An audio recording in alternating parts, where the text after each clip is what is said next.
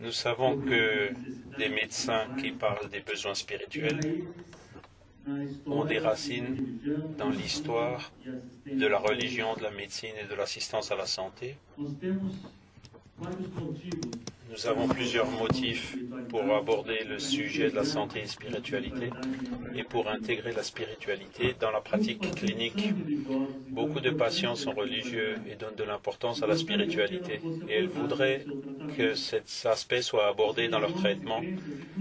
Les religions et les croyances influencent sur la capacité de surmonter les maladies. Les patients tendent à s'isoler de leur communauté religieuse quand elles sont malades ou internées. Les religions et croyances influencent les décisions médicales et peuvent être en conflit avec les traitements. L'engagement religieux est associé avec de meilleures conditions mentales et physiques et les religions et croyances influencent l'accès et l'assistance à la santé. Les patients sont religieux. Dans plusieurs recherches, enquêtes, cela a été observé. Et là, un sondage fait par Gallup qui montre que 96% des personnes croient en Dieu, 10% font des prières, 70% participent à des églises, 40% étaient dans un temple religieux quelconque dans la semaine précédente, 57% disent que la religion est très importante dans leur vie, et ce taux monte à 72% pour les personnes de plus de 65 ans, 20% disent qu'ils ne sont pas religieux,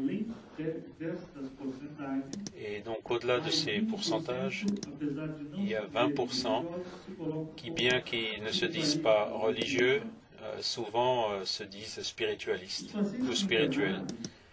Les malades qui sont internés dans les hôpitaux sont plus fragiles. Et ces pourcentages augmentent encore plus.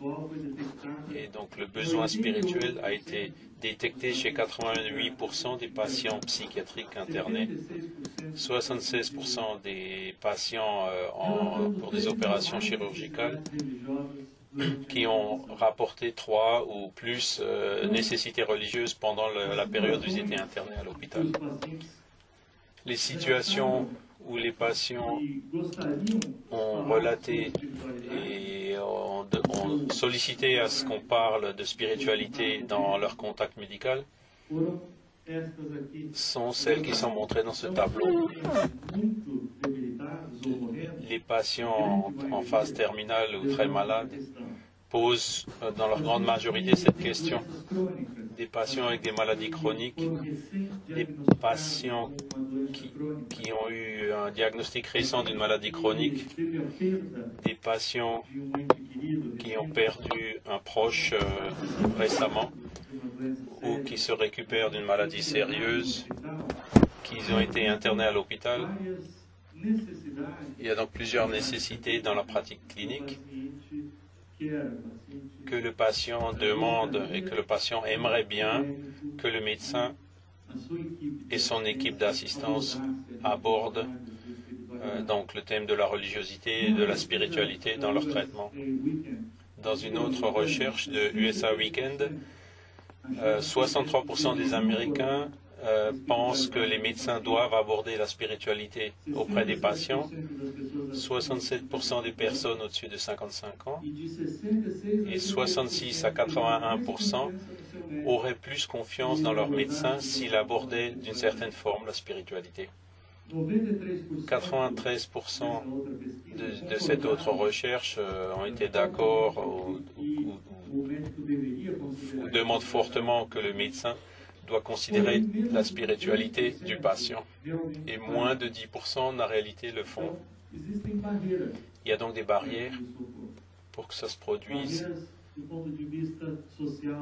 d'un point de vue social, d'un point de vue du patient lui-même qui ne sait pas que c'est possible et qui ne sait pas qu'il peut demander ce type d'aide, mais principalement la barrière de l'équipe de santé par manque de temps, manque de formation. Ce domaine est récent et donc la formation des médecins médicales actuellement, dans leur majorité, aujourd'hui elles incluent le thème de la spiritualité, mais il y a 5 ou 10 ans c'était très rare. Il existe donc la préoccupation du médium de ne pas travailler dans son domaine en abordant la religiosité et la spiritualité parce qu'il n'est pas à l'aise avec ce thème. Il y a un tabou du thème de la religiosité. Il y a 15 ou 20 ans, c'était la même chose pour que le médecin aborde la question de la sexualité. Aujourd'hui, on n'admet pas un historique clinique complète sans que le médecin aborde le sujet de la sexualité avec ses patients. De la même manière, aujourd'hui nous avons vu qu'il y a une certaine barrière avec l'histoire spirituelle et religieuse du patient. Il y a le manque d'intérêt, le manque de prise de conscience que c'est important, et aussi pour identifier la difficulté pour identifier les patients qui en ont vraiment besoin. Les patients sont religieux. C'est une enquête qui a été faite par Datafolha au Brésil qui montre le pourcentage de religion du peuple brésilien. Et indépendamment de leur tendance religieuse, cette courbe parle un peu plus des croyances, des comportements religieux. Et nous pouvons voir que la grande majorité croit en Dieu, au miracle, au diable, à la vie après la mort. Et bien que seuls 3,5% de la population brésilienne s'est affirmée être spirit, il y en a 37% qui croient en la réincarnation. Il y a au Brésil et aussi dans plusieurs cultures un mélange de croyances. L'individu affirme être protestant ou catholique ou juif, mais il croit aussi à certains points qui ne sont pas nécessairement insérés dans leur contexte religieux. Au Brésil, on voit aussi un changement, une évolution de ce que les gens affirment avoir comme religion. Et le catholicisme est en déclin, le protestantisme est en croissance, et il en est de même pour le spiritisme. Il est important donc également que le médecin ou les professionnels de la santé doivent s'actualiser et comprendre quel est le comportement religieux de la population qu'ils doivent soigner. Les patients utilisent la religion pour surmonter les maladies. Et dans cette recherche de la Gallup, 80% des personnes interrogées reçoivent un grand confort, une grande aide de leur religion. Et dans une recherche de Harold Koenig, montre que 90% des patients ont utilisé la religion pour surmonter des problèmes de santé. 40% disent que le coping religieux est une des formes la plus importante pour surmonter la maladie.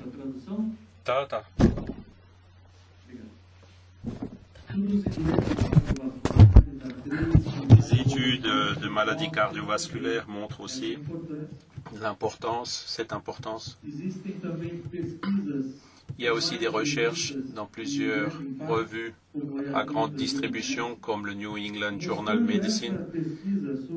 Et je vous montre là une recherche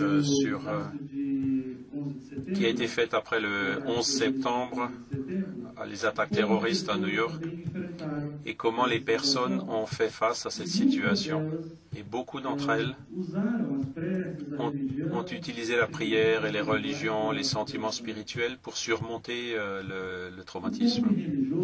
Le coping religieux, la manière de faire face, de surmonter, de supporter le problème, est une réponse importante pour la réduction de la souffrance.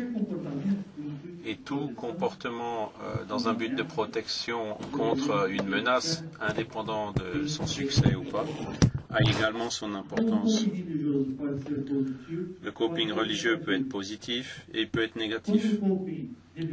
Quand le coping religieux est positif, les patients présentent moins de stress psychologique, un meilleur contrôle des symptômes, des questions comme le pardon, la force intérieure, la confiance qui vont guérir, le support social aussi de la communauté religieuse et spirituelle, la recherche d'un apprensage pour transformer cette souffrance ou lui donner un sens. Nous pensons aussi que la plus grande souffrance, c'est celle qui n'a aucun sens.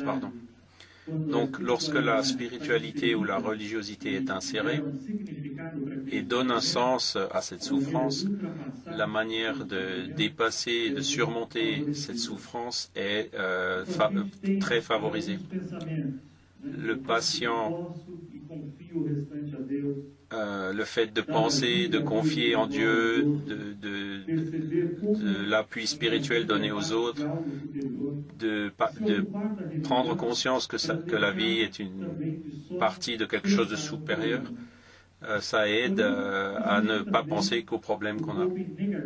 Il y a aussi le coping négatif, voir la maladie comme une punition de Dieu, une culpabilisation excessive, penser que c'est des démons ou des esprits qui sont la cause du problème, les frustrations avec une croyance antérieure, l'abandon de Dieu, la colère, ce sont des pensées qui se produisent chez des personnes qui se sont dévouées à une religion pendant longtemps et qui ensuite ont été affectées par une maladie et considèrent que tout ce dévouement qu'ils ont eu pour la religion n'a pas pu éviter leur souffrance. D'où la tendance de frustration, d'abandonner tout ce qui a été fait, toute la croyance antérieure qui existait. Et aussi, il y en a qui refusent les traitements médicaux en confiant que la spiritualité ou les religions ou les méthodes de traitement spirituel seraient plus que suffisants et supérieurs aux traitements physiques, chimiques, médicamenteux et la pensée que tout va se passer pour le mieux. La personne arrive parfois à nier les traitements, à refuser les traitements conventionnels. La personne, quand elle cherche une guérison spirituelle, elle cherche toujours un miracle, une intercession directe. On observe souvent des pensées de tester le divin. Que la personne cherche un traitement et pense à une situation. Et si cela est vrai, je dois être guéri maintenant, à ce moment même. Si Dieu existe, je vais être guéri de suite. Mais ce n'est pas comme ça que les choses se produisent, qu'elles fonctionnent. Il y a les conflits aussi avec la communauté religieuse et l'attente passive en attente que Dieu résolve les problèmes. C'est pour ça qu'il est important d'avoir un équilibre entre les aspects religieux et ceux qui donnent le plus de moyens de surmonter les maladies et ceux qui peuvent avoir un aspect négatif qui donne plus de conflits. L'isolement de la communauté, il y a le point sur l'isolement de la communauté pendant la maladie. Il y en a qui n'ont plus le support de leur religion. Il y a peu d'hôpitaux qui permettent que les religieux accèdent dans l'hôpital pour assister les patients dans leur traitement. Et donc il y a la Joint Commission, la Commission internationale de la qualité des hôpitaux, demande que les hôpitaux garantissent l'assistance religieuse à leurs patients. Il y a souvent, ça se produit facilement dans les hôpitaux d'origine religieuse. Par exemple, les hôpitaux d'origine israélite, comment peuvent-ils garantir que leurs patients qui ne sont pas juifs vont recevoir une assistance religieuse et spirituelle quand ils en auront besoin. Et donc, actuellement, le sujet de la qualité du service de l'hôpital, c'est la garantie du service spirituel. Et actuellement, dans les hôpitaux, il y a le besoin d'implanter ce qu'on appelle le flux religieux. Mais les patients ne savent pas que c'est un droit et les entités religieuses ne sont pas encore préparées pour cette assistance. Un des fronts de travail de l'Association des médecins spirites de Sao Paulo, c'est de travailler sur ce qu'on appelle l'assistance spirituelle aux patients qui sont internés dans les hôpitaux. Et donc, il y a un effort dans ce sens et nous espérons que ce travail aura du succès, qu'on arrivera à réaliser ce projet. Les communautés religieuses ne sont pas complètement préparées et n'ont pas encore intégré ce travail. Même avec la bonne volonté des volontaires, ils ne savent pas encore exactement comment se comporter, qu'est-ce qu'on peut faire dans l'hôpital et qu'est-ce qu'on ne doit pas faire. Et c'est donc une question qui est très importante dans le contexte des hôpitaux et dans le contexte médical. La religion et les croyances affectent les décisions médicales. 45 à 73% des patients disent que leurs croyances ont influencé les décisions médicales. Les décisions de fin de vie, de ne pas ressusciter, d'arrêter les traitements, l'adhésion du patient au traitement, la transfusion du sang, transfusion sanguine chez les témoins de Jéhovah, le refus de prendre des antidépressifs et l'antipsychiatrie dans l'église de Scientologie, par exemple. Le fait de ne pas autoriser les vaccinations dans certaines sectes aux États-Unis, les diètes et les jeûnes religieux qui ont aussi leurs conséquences, leur influence sur la santé, et la question de la contraception et de l'avortement sont beaucoup débattus dans le milieu médical et religieux. Dans cette recherche, on voit que la foi en Dieu, pour les patients et les soignants, c'est le deuxième facteur le plus important dans les décisions de traitement pour le cancer, pour les oncologistes. Et pour les oncologistes, c'est l'item le moins important. Il y a donc aussi un besoin de formation et de rapprochement du médecin et du patient sur ses attentes.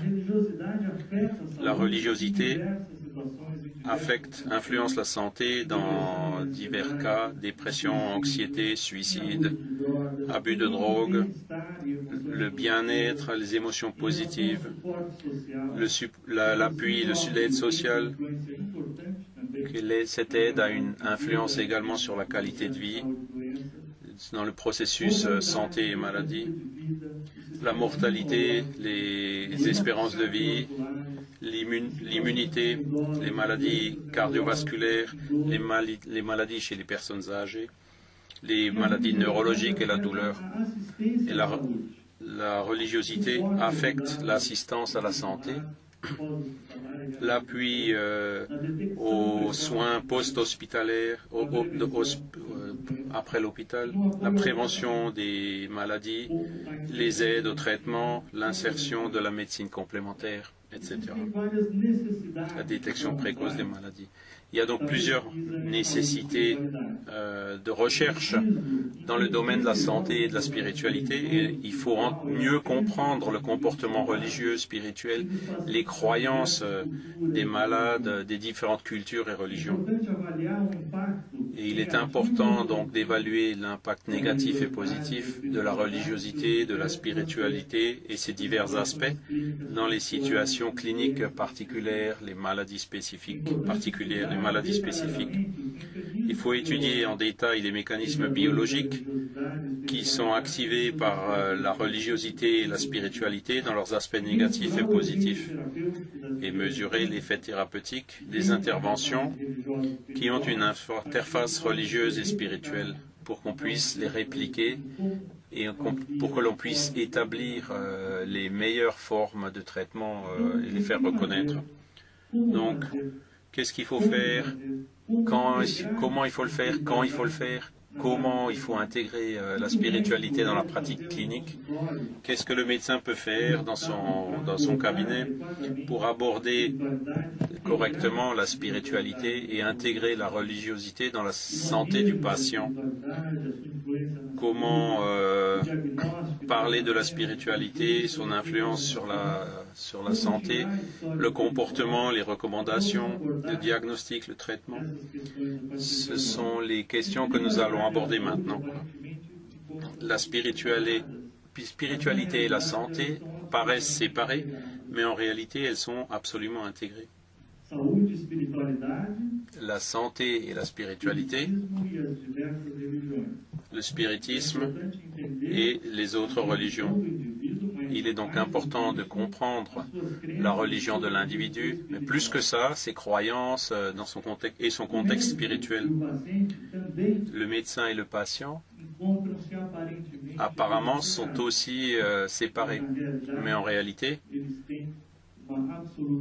ils ont une forte intégration. Le diagnostic et le traitement dépendent d'une manipulation correcte de la maladie dans l'objectif d'une guérison ou d'une stabilisation de la maladie ou d'une rémission de la maladie. Et nous devons donc comprendre quelles sont les circonstances pour aborder l'histoire spirituelle et pour mettre en œuvre la question de la spiritualité dans la pratique clinique, dans les circonstances suivantes, la fin de vie, comment donner de mauvaises nouvelles, comment traiter des maladies graves et difficiles, la perte des proches de la famille, l'internement dans un hôpital,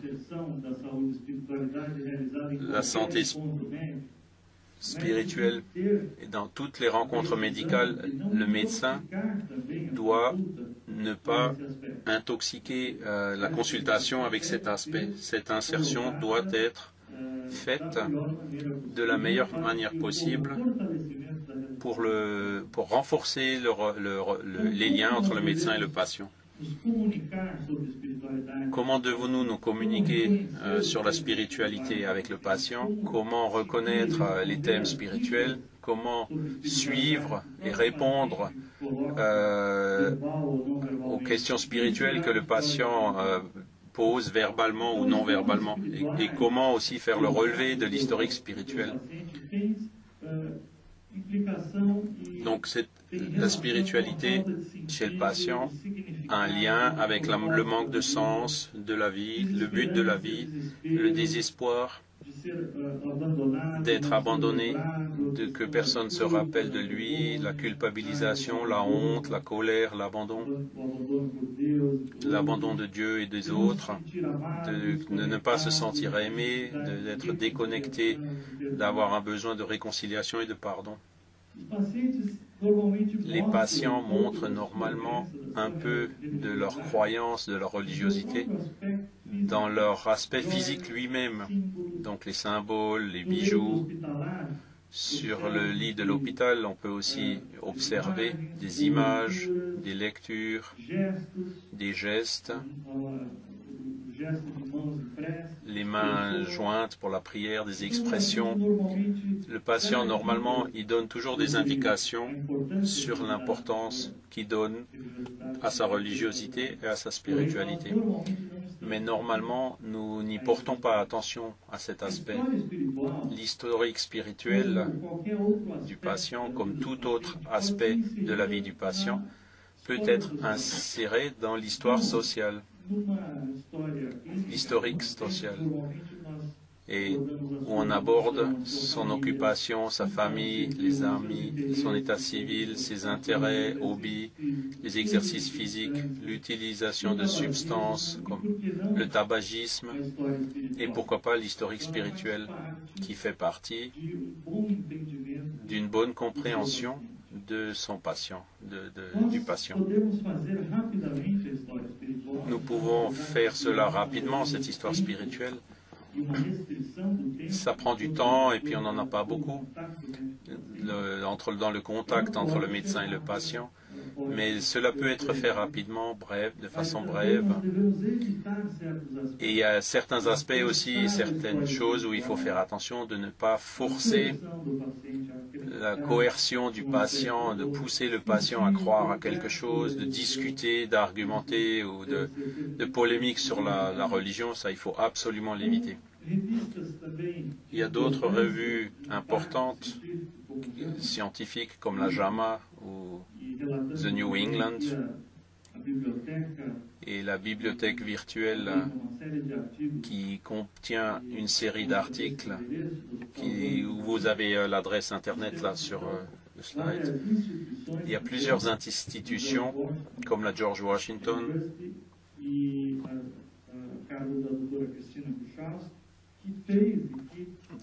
dirigée par la docteure Christina Buchalsk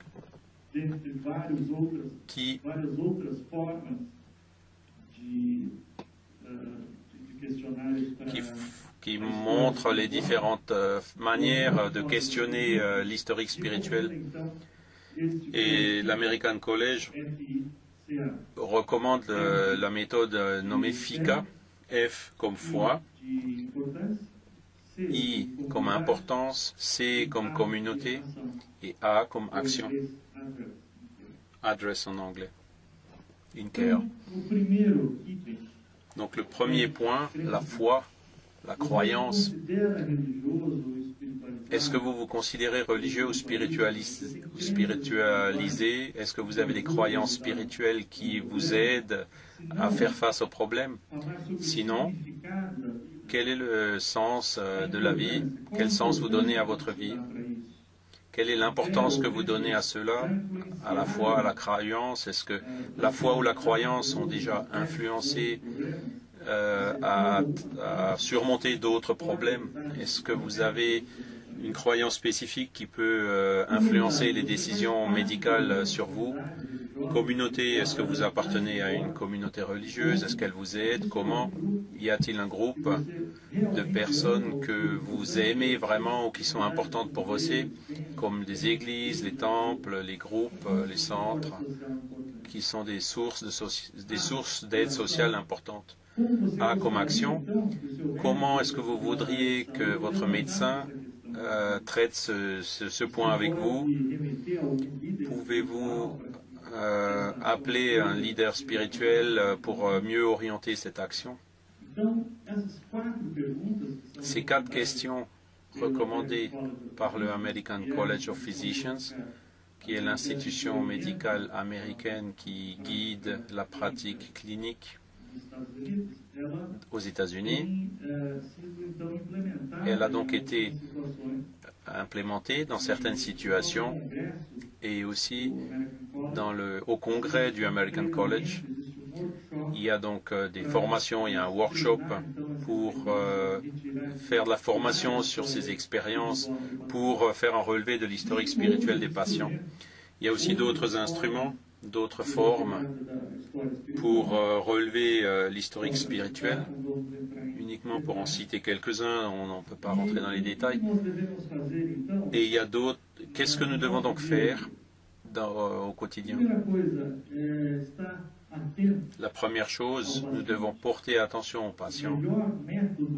La meilleure méthode de diagnostic en médecine, c'est d'écouter, écouter le patient. Porter attention à son histoire clinique, le laisser parler. Et la plus grande barrière, là, c'est le temps. Et pour raccourcir un petit peu la durée nécessaire, il y a une fiche que le patient remplit lors d'une première consultation. on peut donc ouvrir, lui donner la possibilité d'écrire. Il y a donc une bonne expérience avec donc le fait de solutionner cette lacune. Et cet espace, c'est souvent le point de départ, de début d'une communication que le patient peut vouloir faire sur sa religiosité, sur sa spiritualité. Comprendre et respecter la religion, la croyance du patient. Le médecin a donc sa croyance, le patient a la sienne, et souvent, c'est pas la même. Celle du patient, c'est pas la même que celle du médecin, mais il faut la respecter. Une question donc difficile dans la médecine, c'est les patients qui refusent les transfusions sanguines, chez les témoins de Jéhovah en particulier. Et nous devons donc comprendre que dans la croyance de ces personnes, le fait de recevoir du sang, c'est pire que mourir, parce que après avoir reçu du sang, après être mort, ils vont être définitivement recalés. Et on ne peut donc pas passer outre ce genre de croyances, même si elles paraissent absurdes pour nous. Comprendre et respecter la religion dans différents aspects, différentes conditions. Il y a quelques exemples ici que je ne peux pas rentrer trop dans les détails, mais comprendre le contexte social du patient, par exemple, les personnes qui ont des dépressions, qui s'éloignent au quotidien. Il y a un patient dont je me rappelle qui avait pris de la distance avec sa religion. C'était un juif. Et ça a complètement déstructuré la famille. C'était lui le leader et la personne qui réunissait la famille, le sabbat, et il a arrêté de faire ça. Et après, il y a beaucoup d'autres choses qui se sont passées dans la famille à cause de cette désintégration. Il y a d'autres aspects. Donc, par exemple, la position que nous prenons. Et quand le patient nous demande, mais docteur, quelle est votre religion? Que le patient peut nous demander ça. Et je me rappelle d'une histoire. Une dame qui est venue au cabinet du médecin et donc qui était revenue une deuxième fois et elle a vu que sa fille avait fait des recherches sur Internet et avait vu que j'étais spirit. Mais maintenant, docteur, vous allez me guérir. Je sais que vous êtes spirit et maintenant vous allez pouvoir me guérir. Il est donc important qu'on prenne position dans ce cas-là et qu'on explique aussi les mythes sur les croyances que les patients peuvent avoir. De même, il y a une patiente un jour qui m'a appelé, elle avait mal et elle m'avait téléphoné sur le portable, elle s'est présentée, je suis Madame X, j'ai mal, mais vous, docteur, vous êtes spirit. Et je ne savais pas trop quoi répondre sur le moment. Nous n'avions pas parlé de ça. D'un moment à l'autre, soudainement comme ça, elle me pose une question comme ça sans que j'étais préparé à répondre. Alors, avec un peu de réticence, j'ai dit oui, je suis spirit. Mais pourquoi? Non, parce que moi aussi, et j'ai vu que vous êtes spirit aussi, donc je suis très heureuse. Et en fin de compte, on a des réticences à prendre position, mais souvent ça peut avoir une influence positive. Et dans d'autres cas, peut-être il peut y avoir des influences négatives si le patient a une approche négative par rapport aux religions. Donc c'est donc important de prendre garde à notre position. Il ne faut pas se déclarer d'être d'une religion ou d'une croyance, mais Si on connaît un des aspects par rapport à la religion du patient, c'est important de lui montrer que vous avez de l'empathie par rapport à ce qu'il croit. Et donc il y a une dame, pour renforcer une croyance, cette empathie est importante même quand on n'y croit pas, même quand on n'est pas de la même religion. C'est important qu'on puisse utiliser ça pour générer une sorte de syntonie et de renforcer la relation entre le médecin et le patient. Les objets dans le cabinet médical sont importants. Ce que le patient voit, et il y a une série d'objets qu'on peut placer dans le cabinet médical qui peuvent favoriser la relation du patient avec sa propre religiosité. Les personnes observent beaucoup le lieu, l'endroit, l'ambiance, et elles s'attachent à ce qui a le plus de sens pour eux. Et il est important donc qu'on ait une ambiance œcuménique pour que les personnes se sentent accueillies, quelle que soit leur religion, jusqu'à ce que et qui permettent aussi qu'on installe qu'on respecte la croyance du patient.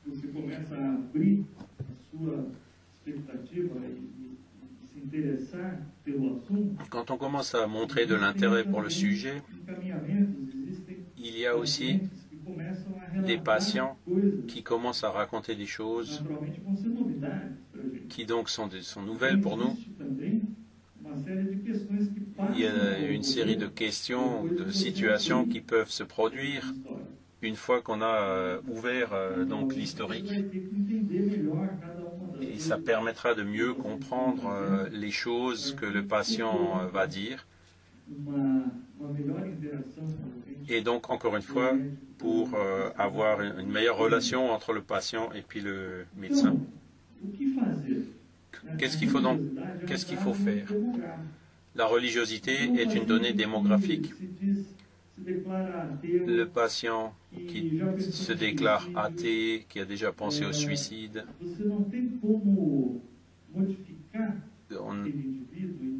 et si on n'a pas de moyens pour modifier cet individu, et puis c'est parfois difficile aussi de lui prescrire une activité religieuse quand il affirme, quand il nie l'ouverture par rapport à cet aspect. Une porte, un moyen, c'est souvent de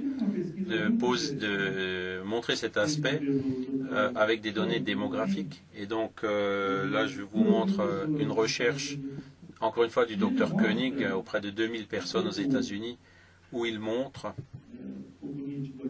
c'est pas très clair sur le slide, mais il montre, donc il a trouvé que la croyance dans la vie après la mort et la religiosité ont eu une influence positive, c'est-à-dire plus les gens y croient, plus les taux de dépression, d'anxiété, de convulsion, de phobie, de somatisation sont bas. On détecte donc parfois certains aspects chez les patients. On peut montrer aussi un travail scientifique aux patients, donc pour aborder donc ou dire quelques mots sur l'aspect religieux. C'est donc une autre forme de se communiquer et c'est un grand défi pour nous dans ce sens. Donc, pour commenter un peu cet article, la religiosité génère donc donne un sens à la vie et une forme, donne une manière de comprendre le monde. Et donc une explication de ce qu'on a trouvé dans cet article, c'est que l'épreuve de la souffrance, elle est mieux contextualisée et les traumatismes ou les traumas peuvent être vus comme étant temporaires et donc diminuer leur importance dans ce contexte et donc pour qu'ils représentent une menace moindre. Et les patients finissent donc pour mieux pouvoir faire face aux situations. Les interventions religieuses et spirituelles, le traitement spirituel est aussi un grand défi. Premièrement, Il faut formater les différentes interventions spirituelles de façon à pouvoir répliquer, à le répéter dans différentes situations et ambiances. Quel type de patient doit bénéficier d'un traitement religieux ou spirituel? Les enfants, les adultes, les personnes âgées, l'homme, la femme, les cultures occidentales ou orientales, pour quel genre de maladie, aiguë ou chronique? Quel est le traitement associé aux médicaments, les interventions physiques? Il ne faut pas jamais abandonner le traitement conventionnel. Il faut associer le traitement complémentaire et le travail dans l'hôpital, les passes magnétiques, les prières, les méditations, la question des chirurgies spirituelles, les interventions de la thérapeutique spirit, les interventions spirituelles d'autres types ou d'autres croyances, l'assistance, la désobsession, donc toutes les actions donc, sur une base religieuse. Aujourd'hui, on ne sait pas mesurer les doses de ces choses-là. Alors que les médicaments, il faut toujours les doser correctement pour chaque patient. Après, la fréquence, est-ce qu'il faut le faire quotidiennement, hebdomadairement, plusieurs fois par jour? Il y a donc beaucoup de recherches, d'études à faire dans ce domaine pour voir quel type d'intervention et quelle intensité on doit donner à cette intervention pour les différents niveaux de gravité des maladies. Donc, le traitement de la dépression sur une base religieuse doit être différent pour une dépression légère, moyenne ou grave. Et nous espérons que dans le futur, nous pourrons voir ce genre d'informations scientifiques pour que les traitements complémentaires puissent donc être intégrés mieux dans les traitements. Et le médecin, qu'est-ce qu'il doit prescrire, qu'est-ce qu'il doit conseiller, que doit promouvoir le système de santé, les assurances santé, comment est-ce qu'on peut viabiliser tout ça. Donc les études montrent que les comportements et les croyances religieuses ont aussi un impact sur le coût. L'individu qui guérit plus rapidement, il va engendrer moins de dépenses dans le système de santé. Quel genre de choses peut-on faire? Et dans plusieurs personnes, il y a donc un rapprochement entre le système de santé et puis le système religieux pour aider à la détection des maladies au sein même du milieu religieux.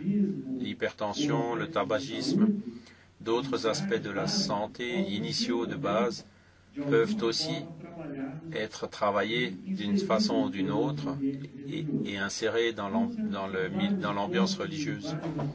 Ce sont donc plusieurs points et aspects qui sont un grand défi, mais nous espérons qu'avec le temps, ces questions seront toujours mieux répondues. Je vous remercie pour votre attention.